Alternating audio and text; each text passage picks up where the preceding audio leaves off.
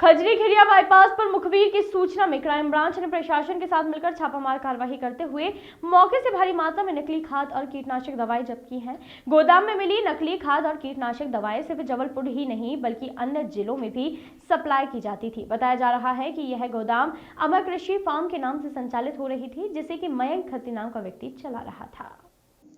कार्यवाही इतनी बड़ी थी कि कलेक्टर एसपी पहुंच गए मौके पर और जानकारी के मुताबिक खजरी खीरिया स्थित जो गोदाम है वह सबीना बी की बताई जा रही है, जिसे कि माडोताल निवासी मयंक खत्री किराए पर लेकर चला रहा था। मयंक खत्री का यह कारोबार बीते कई सालों से फल फूल रहा था, पर प्रशासन को इसकी तनिक भी भनक नहीं थी।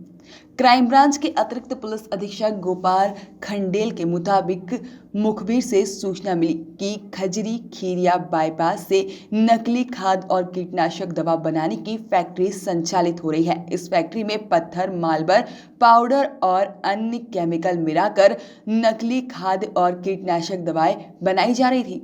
क्राइम ब्रांच को जैसे ही इसकी सूचना मिली तो मौके पर माडोताल थाना पुलिस सहित दबिश दी गई और जहां पर की भारी मात्रा में नकली खाद्य और कीटनाशक दवाएं मिली।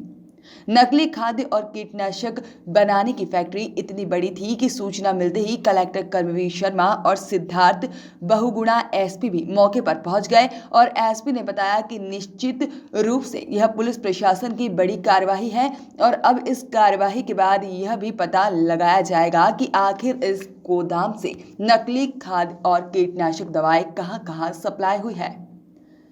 खजरी खीरिया बाईपास स्थित गोदाम में बनाई जा रही नकली खाद्य और कीटनाशक दवाएं कहां-कहां पर सप्लाई की गई थी और इसकी सूचना भी पुलिस प्रशासन ने लगाना शुरू कर दी है। शुरुआती दौर में जानकारी मिली है कि पनागार की कई दुकानों में नकली खाद्य और कीटनाशक दवाएं दी गई है, जैसे कि सूचना मिलने के बाद प्रशासन ने सील कर दिया है। और वहीं अब यह भी जानकारी लगाई जा रही है कि जबलपुर सहित और कितने जिले में यह नकली खाद्य और कीटनाशक दवाएं भेजी गई थी।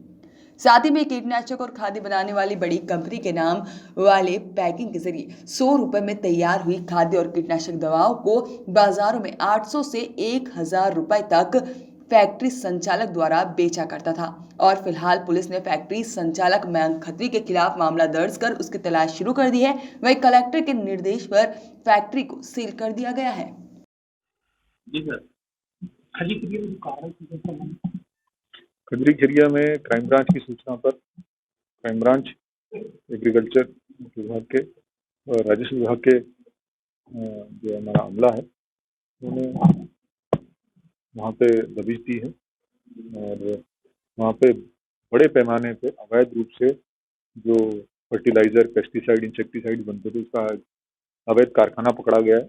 इसमें भारी मात्रा में मतलब 500 1000 की संख्या में भी जो बोरियां हैं जिसमें कि नमक जो फर्टिलाइजर बनाने के रूप में यूज होता था, तो अवैध रूप से उसका संधारण किया जा रहा था, उसका उपयोग किया जा रहा था। साथ ही साथ कोल डस्ट, मार्बल डस्ट, इसका जो उपयोग था वो किया जा रहा था अवैध रूप से फर्टिलाइजर, इंसेक्टिसाइड, पेस्टिसाइड बनाने में। साथ ही साथ यही नहीं, इनको पैक करने के लिए जो व्यवस्थाएं भी थी वहाँ पे, जिसमें कि जो जो उसके जो बैनर थे और उसके जो स्टिकर थे वो जो ब्रांड्स हैं उनके नाम से उनको कहीं से छपवा के इन पे लगाए जाते थे, इनको पैक की जाती थी।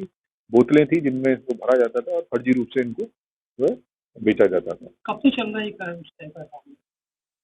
अभी जो प्रारंभिक जो अपने को पता चला है ये कुछ महीनों से चल रहा है, लेकिन जब तक की जो मुख्य जो अक्यूज हैं वो उनके हम धरपकड़ में लगे हैं, जैसी वो उनसे कुछ पता चलेगा तभी हम अभी पूरा आश्वस्त होकर कह पाएंगे कब से चल रहा है। लेकिन ये बड़ी कार्रवाई है, मतलब अवैध रूप से बड़ा कारखाना ये फर्टिलाइजर, पेस्टिसाइड्स का, खाद्य पदार्थों का चल रहा था। तो इसके लिए जो क्राइम ब्रांच की जो टीम है बधाई की बात।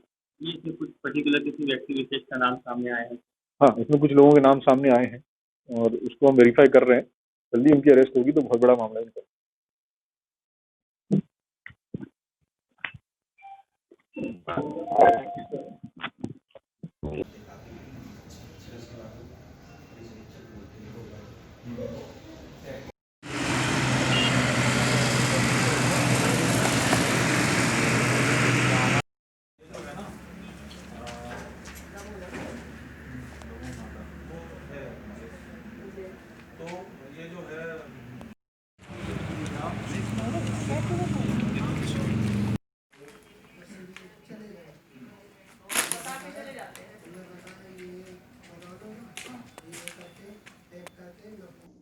Bureau report, voice of rights.